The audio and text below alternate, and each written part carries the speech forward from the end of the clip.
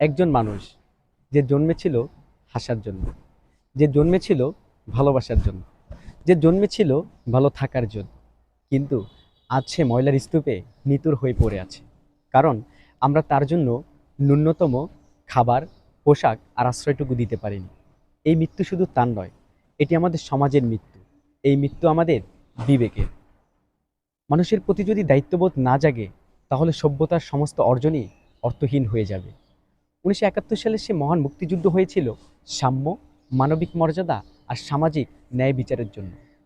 সে মহান মুক্তিযুদ্ধে যারা রক্ত দিয়ে, জীবন দিয়ে এদেশকে স্বাধীন করেছে, তারা হয়তো ভেবেছিল তাদের রক্তের বিনিময়ে হয়তো এদেশের মানুষ তাদের মৌলিক অধিকার ফিরে পাবে।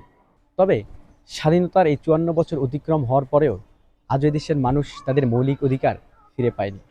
আজও এদেশের মানুষ খাদ্যের অভাবে ডাস্টবিনে কাককুকুরের সাথে খাবার নিয়ে লড়াই করছে।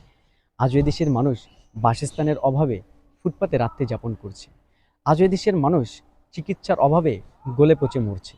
এই দৃশ্য দেখার জন্যই কি 71-এ এত রক্তপাত?